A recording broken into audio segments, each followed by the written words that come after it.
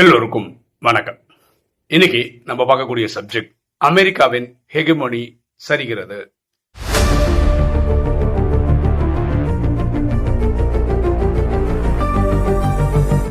ஹெகமோனி அப்படின்ற வார்த்தைக்கு என்ன அர்த்தம்னா சுப்ரிமசி, லீடர்ஷிப் அப்படின்னு அர்த்தம். அதாவது அவங்களுடைய பவர், உலகத்தில் இருக்க பவரை காட்டுது.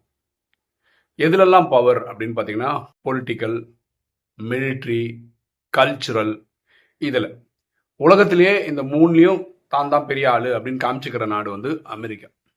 ஓகேவா? பொலிட்டிக்கலில் உலகத்தில் பெரிய பணக்கார நாடு நாங்கள் தான் அப்படின்னு சொல்லி, மிலிட்ரியில் உலகத்திலே பெரிய மிலிட்ரி நாங்கள் தான் வச்சிருக்கோம். கல்ச்சரல் பார்த்தீங்கன்னா, ஃபார் எக்ஸாம்பிள் பார்த்தீங்கன்னா, ஒரு இந்தியாவில் ஒருத்தன் பிறந்திருக்கான்னு வச்சுக்கோங்களேன், அவன் சொல்கிற வார்த்தை எப்படி இருக்கும்னா, பிறந்தா அமெரிக்காவில் பிறந்திருக்கணும் அப்படின்னு ஒரு வக்தி வருது பற்றி. அப்படின்னா அவன் கல்ச்சர் அப்படி டாமினேட் பண்ணுது. வாழ்ந்தா அங்கே தான் நான் வாழணும், விசா வாங்கியாவது அந்த ஊரில் போய் செட்டில் ஆகிடணும், அங்கே H1B வாங்கி அந்த இடத்துக்கு வேலைக்கு போயிடணும், கிரீன் கார்டு வாங்கி அங்கே சிட்டிசன் ஆயிடணும்.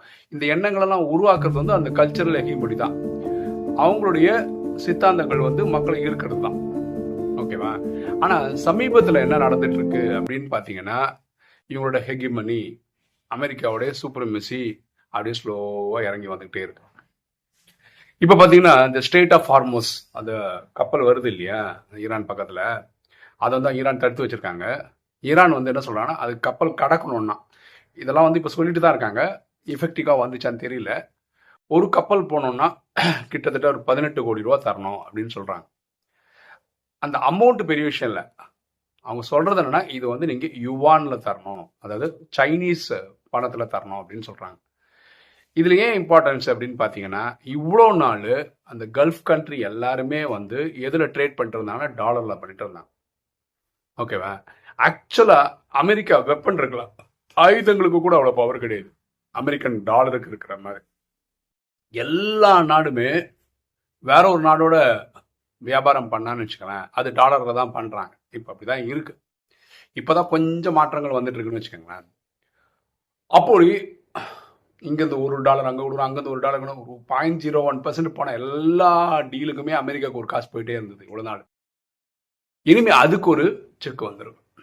நான் நேற்று வீடியோவில் சொல்லியிருந்தேன், கனடா வந்து அவங்க இந்த பிஸ்னஸ் எக்கனாமிக் இது இருக்குல்ல, பிஸ்னஸ் டைப்ஸ் வச்சுருக்காங்களே அமெரிக்கா கூட, இனி போதுண்டா சாமி இது நிறுத்திக்கலாம் அப்படின்ற அளவுக்கு அவங்க வந்துட்டாங்க. எந்த அளவுக்கு விரக்தி அடைஞ்சா பக்கத்து நாடு கூட இவ்வளோ வருஷமாக அயன் பிரதர் அப்படின்னு சொல்லிக்கக்கூடிய அப்படியே ஒட்டு உறவாடக்கூடிய நாடுகளாக இருந்த அமெரிக்காவும் கனடாவும் இப்போ கனடா வந்து என்ன முடிவு பண்ணிட்டாங்கன்னா, உங்கள் சகவாசமே வேணாம், நாங்கள் தனியாக வாழ்ந்துக்கிறோம், சுயமரியாதையோடு வாழ்ந்துக்கிறோம். எதெல்லாம் அமெரிக்காவுக்கு எக்ஸ்போர்ட் பண்ணாங்களோ இதெல்லாம் வேறு நாடுக்கு இப்போது அழகாக கைட்டு விட்டாங்க, வேறு நாடுக்கு திருப்பி விட்டுட்டாங்க. இவங்க டூரிஸ்ட் வந்து அமெரிக்காவுக்கு போயிட்டு இருந்தாங்க. இதே அமெரிக்கா போவோம், வேறு நாட்டுக்கு போவோம், போர்ச்சுகல் போவோம், கிரீஸுக்கு போவோம், யூரோப்பு போவோம், வேறு ஏதாவது நாட்டுக்கு போவோம், அமெரிக்கா மட்டும் போக மாட்டோம். இதெல்லாம் அந்த ஊர் மக்களே முடிவு பண்ணிட்டாங்க. அப்போ இது என்னாச்சுன்னா, கிட்டத்தட்ட ஒரு எக்ஸாம்பிள் தான் பேசுகிறோம், 5 ட்ரில்லியன் ஒரு இல்லை 10 ட்ரில்லியன் வருஷம் ட்ரேட் பண்ணுறாங்கன்னு வச்சுக்கோங்களேன், கனடாவும் அமெரிக்காவும். அதாவது கனடாலேருந்து வியாபாரம் அப்படி நடக்குதுன்னா, எனக்கு வேண்டாம் அமெரிக்காவோட வியாபாரம்னா, இதை எதிர்பார்த்துட்டு இருக்க நாடுகள். புரியுதுங்களா? இப்போ எப்படி இருந்தாலும் இப்போ பாருங்கள், இப்போ நான் தமிழ்நாட்டில் இருக்கேன், அதுவும் சென்னையில் இருக்கேன். இப்போ சம்மர் வந்ததுன்னு வச்சுக்கோங்களேன், வெயில் காலம் அதிகமாச்சுன்னா நம்ம ஆளுங்களே சென்னையில் இருக்கவங்க என்ன பண்ணுவாங்கன்னா ஊட்டிக்கு, கொடைக்கானலுக்கு போவாங்க. அப்போது எல்லா வருஷமும் அந்த ஊட்டி கொடைக்கானலில் இருக்கிற அந்த பிஸ்னஸ் பண்ணுற அந்த ஹோட்டல்ஸ் எல்லாம் என்ன நினைப்பாங்க, சென்னையிலேருந்து நிறைய பேர் வருவாங்க அப்படி எதிர்பார்ப்பாங்களா இல்லையா? திடீர்னு சென்னையில் இருக்க எல்லாரும் முடிவு பண்ணுறாங்க, வேண்டாம் நான் பெங்களூர் தான் போவேன், ஊட்டி கொடைக்கானல் போக மாட்டேன். ஒரு எக்ஸாம்பிள் தான் பேசுகிறேன். அப்போ அவங்களுக்கு பிஸ்னஸ் அடி வாங்குதா இல்லையா? அதே மாதிரி கனடாக்கு பார்டரில் இருக்கிற அமெரிக்கன் ஊர்கள் இருக்குல்ல, அங்கெல்லாம் ஹோட்டல் அதெல்லாம் இருக்கும் இல்லையா? அப்போ அமெரிக்காவுக்கு வர்றவங்க யார், கனடாலேருந்து வர்றவங்க இந்த ஹோட்டலெல்லாம் தங்குவாங்க. அதனால இவங்களுக்கு வியாபாரம் நடந்துட்டு இருந்தது. யாருக்கு? அமெரிக்காவில் இருக்கிற ஹோட்டல்ஸ்க்கு. இப்போ இவங்க வர்றதே இல்லையா? இப்போ இந்தியாவிலேருந்து ஒருத்தர் வந்து கனடாவில் இருக்கிற ஒரு பார்டரில் இருக்கிற ஒரு அமெரிக்கன் ஹோட்டலுக்கு போவானா? வேறு நாட்டிலேருந்து அவ்வளோ கஷ்டப்பட்டு அந்த ஊருக்கு போவாங்களா? போனால் எங்கே போவான்? வாஷிங்டன் போவான், நியூயார்க் போவான், இப்படி போவாங்க. ஆனால் அந்த பார்டரில் இருக்கிற இடத்துக்கு யார் போவா? கனடாலேருந்து வந்தால் தானே. அந்த பிஸ்னஸ் இப்போ அடி வாங்கியிருக்கு. இது நேற்று வீடியோவில் சொல்லிட்டேன். அப்படி இருக்கும்போது இன்னைக்கு நீங்கள் தனியாக இதே சொல்கிறது தான் திருப்பி ஒரு வீடியோ போட்டிங்களான்னா அது கிடையாது. வேற ஒரு சம்பவம் நடந்திருக்கு, அதுதான் ரொம்ப இம்பார்ட்டண்டான விஷயம். மலேசியா இப்போ எல்லா நாட்டையும் மிரட்டி மிரட்டி மிரட்டி டாரிஃப் சொல்லி பயப்படுத்தி ஒரு ட்ரேடு இது அக்ரிமெண்ட் போட்டாங்க. ஓகேவா? அதன்படி உனக்கு 25% கொடு, 50% டாரிஃப் போட்டுருவோம், இப்படி மிரட்டி மிரட்டி மிரட்டி மலேசியா கடைசி என்ன ஒத்துக்க வச்சிட்டாங்கன்னா 19% அப்படின்னு சொல்லிட்டாங்க. இதுக்கு இவங்க ஒரு பொருள் அனுப்புனா அங்கே 19% இது. இதுக்கு இவங்க என்ன பண்ணணும்னா மலேசியாக்காரங்க வந்து நிறைய சலுகைகள் கொடுக்கணும் அமெரிக்க கம்பெனிங்க இங்கே வந்து அவங்க பிஸ்னஸை பண்ணுறது. இதெல்லாம் ஒத்துக்கிட்டு ஒரு அக்ரிமெண்ட் போட்டிருக்காங்க. யார்? ஈரான் சாரி மலேசியா போட்டிருக்காங்க. எப்போ? 2025 அக்டோபர் அந்த காலகட்டத்தில் போட்டாங்க. இதுக்கிடையில் அமெரிக்காவில் வந்து அவங்க சுப்ரீம் கோர்ட் வந்து இந்த மாதிரி மிரட்டி மிரட்டி இந்த டேரிஃப் போடுறது இது எல்லாத்துக்கும் அவர் என்ன பண்ணுறாருன்னா, பொதுவாக எந்த நாடாக இருந்தாலும் சரி, எந்த ஒரு புது சட்டம் கொண்டு வரனாலும் அவங்க பார்லிமெண்ட்டில் அதை பாஸ் ஆகணும். இவர் அந்த மாதிரி பண்ணவே மாட்டார். ட்ரம்ப்போட பிரசிடென்டோடைய ஸ்பெஷல் ரூலு, நாட்டோடைய எமர்ஜென்சி சுச்சுவேஷன், நாட்டோடைய இறையாண்மையை காப்பாற்றுறதுக்காக இப்படியெல்லாம் சொல்லி சொல்லி ஒரு சட்டம் இருக்குது. அதை பயன்படுத்தி எல்லா இதுவும் போட்டுற வேண்டியது. அப்படி சொல்லி இந்த மாதிரி கையெழுத்து இது போட்டிருக்கு. அதை வந்து சுப்ரீம் கோர்ட் தடுத்துச்சு. அந்த மாதிரி நாட்டுக்கு எந்த பிரச்சனையும் கிடையாது, நீங்களா நினச்சி போடுறது வந்து ஒத்துக்க முடியாது, நீங்கள் போட்ட எல்லா டேரிஃபும் செல்லுபடி ஆகாதுன்னு சொல்லிட்டாங்க. இப்போ இந்த 19% கணக்கு போனாங்க. அதுக்கு வந்து அர்த்தம் இல்லைன்னு தான் அர்த்தம். ஆனால் ட்ரம்ப் பயங்கர கட்டிக்காரனா என்ன சொல்லிட்டாருன்னா, யாருக்கிட்ட ஏற்கனவே ஒரு 10-15 நாட்டில் ஒரு கையெழுத்தெல்லாம் போட்டார். யூகே கிட்டலாம் ஏற்கனவே கையெழுத்து போட்டார். அப்படி கையெழுத்து போட்ட நாடுகள்லாம் யாரும் திரும்பி வாங்கக்கூடாது. அப்படின்னா என்ன? அமெரிக்கன் கவர்மெண்ட் கோர்ட் என்ன சொல்லிச்சுன்னா வாங்கக்கூடாதுன்னு சொல்லியாச்சு. ஆனால் இவர் ஏற்கனவே கையெழுத்து போட்டதுனால கையெழுத்து போட்டபடி தான் நீங்கள் நடந்துக்கணும்னு பாக்கியெல்லாம் மிரட்டுறாரு. ஓகேவா? இப்போ அந்த கோர்ட்டு சொன்னதுக்கு அப்புறம் இவர் என்ன பண்ணிட்டாரு, உலகத்தில் இருக்க எல்லா நாடு வேற ஒரு சட்டத்தை பயன்படுத்தி எல்லா நாடுகளும் 10% போட்டார். இப்போ மலேசியா என்ன யோசிக்குதுன்னா, நான் கையெழுத்து போட்டதுனால நான் 19% தரணும், அப்புறம் உங்கள் ஆளுங்களும் இங்கே வந்து அவங்க இஷ்டத்துப்படி பிஸ்னஸ் பண்ண விடணும். நான் கையெழுத்து போட்டது அதுதான்.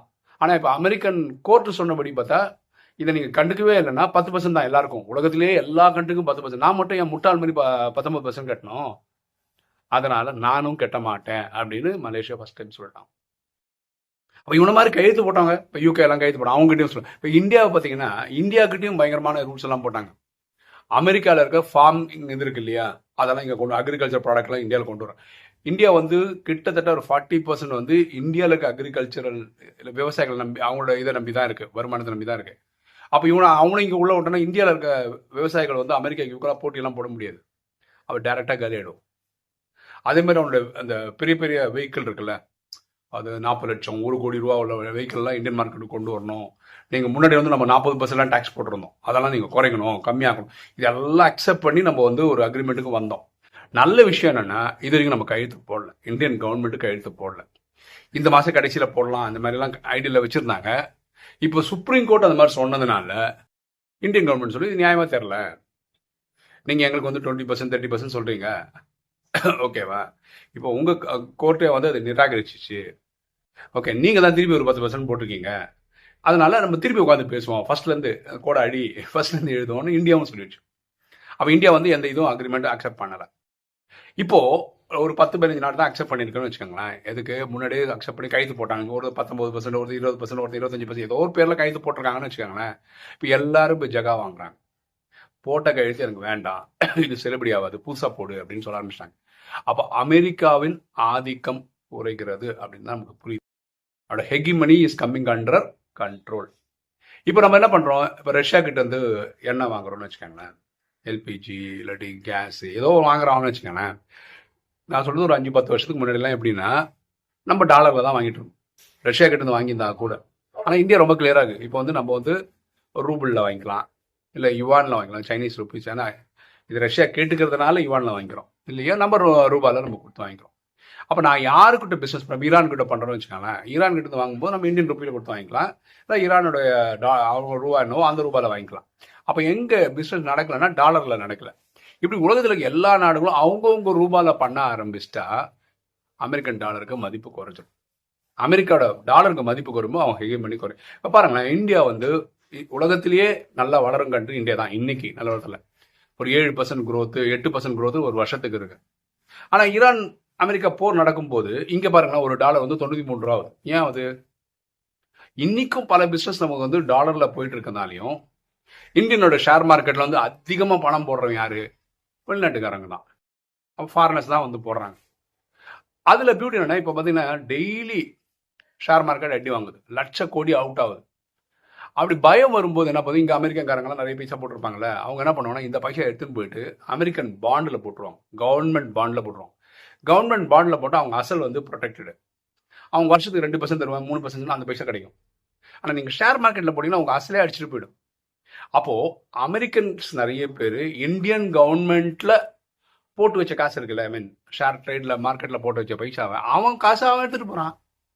அப்போ இங்கே டமால்னு குறையும்ல. இந்தியாவில் இது என்னோட புரிதல், ஓகேவா? அதாவது 100 பேர் இருக்கான்னு வச்சுக்கலாம், ஒரு 5 பேர் தான் ஷேர் மார்க்கெட்டில் விளையாடுறாங்க, பாக்கி 95 பேர் அந்த பக்கமே போகிறது கிடையாது இந்தியாவில். அப்போது இது நமக்கு தேவையான காசெல்லாம் வெளியில் தான் வருது அதிகமாக, ஓகே? அப்போது இப்போ ஒரு மியூச்சுவல் ஃபண்டுக்கு பற்றி நிறைய சொல்லி சொல்லி சொல்லி மக்கள் கொஞ்சம் கொஞ்சம் போட ஆரம்பிக்கிறாங்க. மற்ற காசு சில பேர் பைசா பார்க்குறாங்க, சில பேர் பைசா இழக்கிறாங்க. அதான் மியூச்சுவல் ஃபண்டோட விஷயமே அதுதான். பைசா வரும் போகும் மார்க்கெட் அடி வாங்கும்போது.